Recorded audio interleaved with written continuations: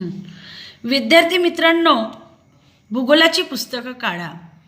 आज आपण प्रकरण 8 अर्थशास्त्राचा परिचय हा भाग पाहणार आहोत. विद्यार्थ्यांनो, प्रत्येक व्यक्ती हा आपलं कुटुंब चालविण्यासाठी कमवत असतो. तो पर्टिक्युलर एखादं भांडवल किंवा एखादा पगार कमवत असतो. त्या पगारातून तो संपूर्ण महिन्याचं एक अंदाजपत्रक आखत असतो, ज्यामध्ये त्याला जेवणाला लागणारा पैसा, आपला युनिफॉर्म, कपडे, शालेय साहित्य, मुलांच्या गरजा, वैद्यकीय खर्च, फळे, भाजी, मोबाईल, किराया, अमके ढमके प्रत्येक गोष्टी तो यामध्ये इन्क्ल्यूड म्हणजे करत असतो आणि त्यावरून तो अंदाजपत्रक बांधत असतो. या अंदाजपत्रक कौटुंबिकच नसून देशाच्या बाबतीत, जगाच्या बाबतीत सुद्धा लागू पडतं. आपण पैशाला अर्थ असे म्हणतो. अर्थचे दोन अर्थ आहेत. एक अर्थ म्हणजे पृथ्वी आणि दुसरा अर्थ म्हणजे पैसा. सुरुवातीला पैशाचं शास्त्र हे सामाजिक शास्त्र म्हणूनच ओळखल्या जात होतं, परंतु कालांतराने हळूहळू त्यात सुधारणा होऊन अर्थशास्त्र हे एक वेगळं शास्त्र आहे असं म्हणण्यात आलं. सर्वप्रथम अर्थशास्त्र ही संकल्पना ग्रीक या शब्दापासून आली. ग्रीक शब्दाचा अर्थ ओइकोनोमिया. विद्यार्थ्यांनो, हा 1 मार्कासाठी प्रश्न विचारला जातो. अर्थशास्त्र ही संज्ञा ओइकोनोमिया या ग्रीक शब्दापासून बनली आहे, ज्याचा अर्थ कौटुंबिक व्यवस्थापन असे आहे. कारण जेव्हा आपल्याजवळ अर्थ येतो म्हणजे पैसा येतो, त्या पैशाच्या माध्यमातून आपण आपलं कुटुंब चालवत असतो. म्हणजेच कौटुंबिक व्यवस्थापन आणि अर्थशास्त्र यामध्ये भरपूर साम्य आहे, समानता आहे.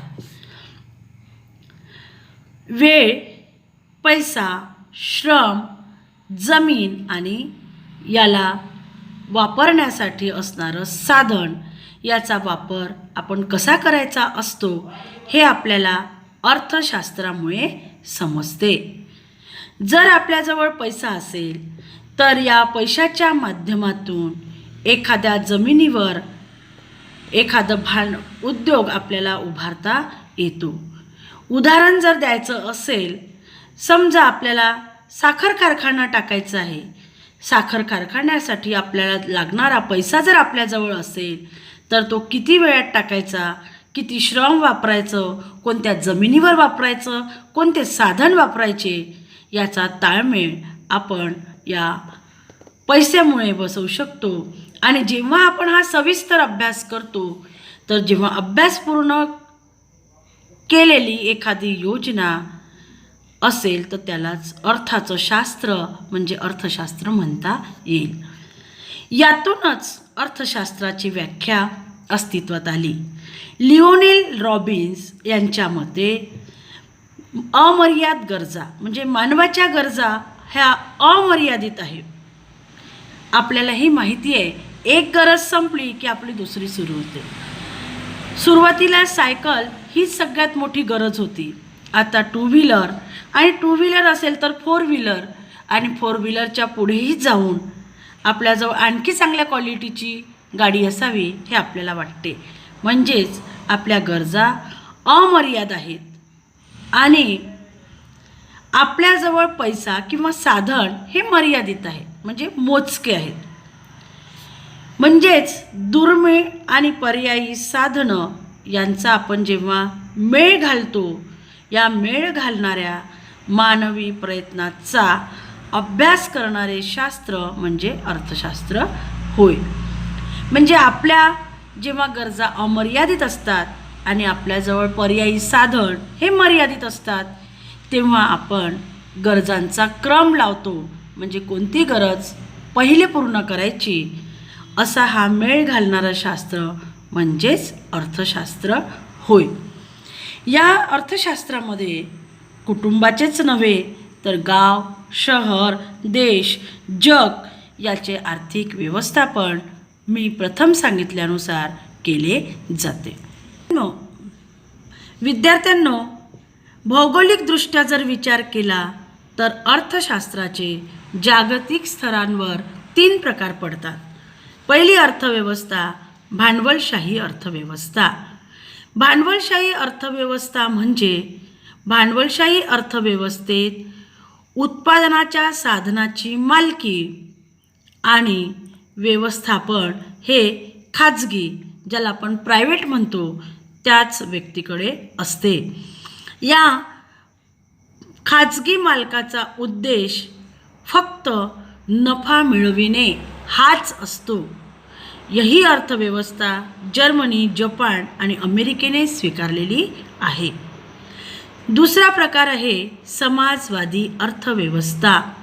समाजवादी अर्थव्यवस्थेमध्ये संपूर्ण अर्थव्यवस्था ही समाजाच्या मालकीची असते, म्हणजेच सरकारी मालकीची असते. यामध्ये समाजाचे कल्याण साधणे हाच प्रमुख उद्देश असतो. ही अर्थव्यवस्था चीन आणि रशिया या 2 देशांनी स्वीकारलेली आहे. तिसरी अर्थव्यवस्था आहे मिश्र अर्थव्यवस्था. तिसऱ्या प्रकारची अर्थव्यवस्था आहे मिश्र अर्थव्यवस्था. या अर्थव्यवस्थेमध्ये दोन्ही प्रकारचे अस्तित्व असते, सार्वजनिक पण आणि खाजगी पण. उदाहरणार्थ सरकारी मालकीचे पण काही उद्योग असतात, तर प्रायव्हेट म्हणजे खाजगीचे पण असतात. या दोघांचा ताळमेळ बसवून सामाजिक कल्याण साधणे हा उद्देश असतो. ही मिश्र अर्थव्यवस्था भारत, स्वीडन, युनायटेड किंगडम इत्यादी देशांनी स्वीकारलेली आहे. विद्यार्थी मित्रांनो, ॲडम स्मिथ यांना अर्थशास्त्राचे जनक मानले जाते. यांचा राष्ट्राची संपत्ती या 1776 साली प्रकाशित झालेल्या ग्रंथामध्ये त्यांनी अर्थशास्त्र हे संपत्तीचे शास्त्र आहे अशी व्याख्या केलेली आहे. या तिन्ही अर्थव्यवस्थेच्या माध्यमातून अर्थव्यवस्थेचे जागतिकीकरण आता झालेले आहे. सध्याची आर्थिक धोरणे ही अर्थव्यवस्थेला जागतिकीकरणाकडे घेऊन चालली आहे. जागतिकीकरण म्हणजे काय, तर जागतिकीकरण म्हणजे वैश्विक अर्थव्यवस्थेची निर्मिती, म्हणजे विश्वाच्या अर्थव्यवस्थेची निर्मिती होय.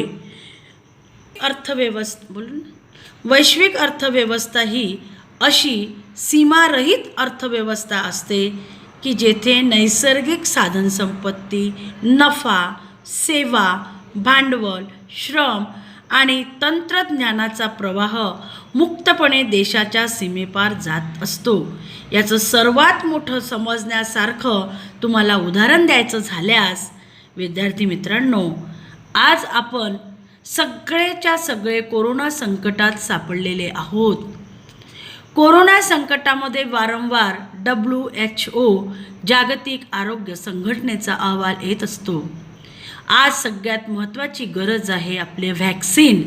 आणि तुम्ही दररोज TV आणि पेपरमध्ये वाचता की ही व्हॅक्सिन यशस्वी झाली, ती व्हॅक्सिन यशस्वी झाली, म्हणजे सीमापार आपल्या व्हॅक्सिन जाणार आहेत. त्याचप्रमाणे भारताच्या औषधी ह्या सीमापार गेलेल्या आहे. यालाच वैश्विक अर्थव्यवस्था असे म्हणतात, की जेणेकरून गरजा या देशातून त्या देशात मुक्तपणे संचार करू शकतात. आणि यातूनच विद्यार्थ्यांनो, अर्थव्यवस्थेची कार्य कोणकोणती आहेत हे लक्षात घ्या.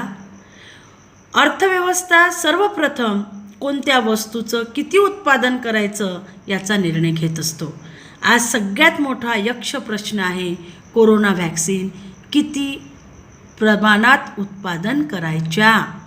हा निर्णय ही अर्थव्यवस्था घेत असते.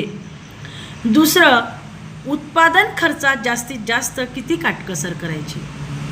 उत्पादन खर्च हा किती लागणार आहे आणि आपल्याला तो कमीत कमी किती करता येईल याचा विचार यामध्ये केला जातो. तिसरं, राष्ट्रीय उत्पन्नाचे सामाजिक आणि आर्थिक न्यायानुसार वाटप करणे. हे वाटप सामाजिक आणि आर्थिक न्याय हा विचार लक्षात घेऊनच केला जातं.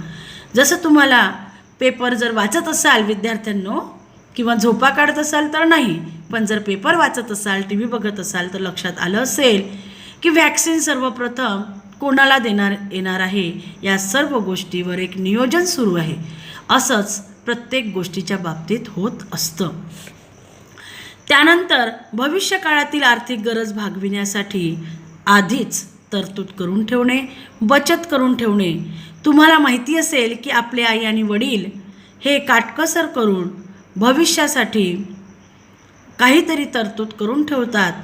प्रत्येकजण म्हणतात की ऊस गोड लागला म्हणून मुळासकट खाऊ नये. म्हणजे आपल्याजवळ पैसा आला तर त्याला एकटा जर बापच संपेपर्यंत खात असेल तर येणाऱ्या भविष्याची पिढी त्याला नावं ठेवतात किंवा त्याला योग्य व्यक्ती म्हटल्या जात नाही. प्रत्येक व्यक्तीला, प्रत्येक पॅरेंट्सला, प्रत्येक देशाला भविष्याच्या येणाऱ्या गोष्टीसाठी किंवा भविष्यात येणाऱ्या गरजांसाठी किंवा भविष्यात येणाऱ्या आणीबाणीसाठी ही तरतूद करून ठेवावी लागते आणि जो हे करतो तोच पुढे यशस्वी होतो. त्याचबरोबर नंतरचा विचार आहे उत्पादन कोणासाठी करावे. हा सगळ्यात मोठा प्रश्न आहे. ज्याचं पोट भरलं आहे त्यासाठी की जी गरज आहे त्याच्यासाठी, किंवा कसा करावं. जर विद्यार्थ्यांनो आपल्याला फ्रीजची गरज नाही आणि आपण सगळ्यात जास्त फ्रीजचंच उत्पादन करत बसलो तर हा निर्णय चुकीचा होईल. आणि म्हणून उत्पादन कोणासाठी, किती, कसं, कशा प्रमाणात करावं या सर्व बाबतीत निर्णय अर्थव्यवस्था घेत असते. म्हणजेच एकंदरीत जर आपण अभ्यास केला तर अमर्याद गरजा आणि मर्यादित साधनं याचा मेळ घालण्याचा प्रयत्न ज्या गोष्टीत केला जातो तीच म्हणजे अर्थव्यवस्था होय. इथे आपलं हे प्रकरण संपलेले आहे.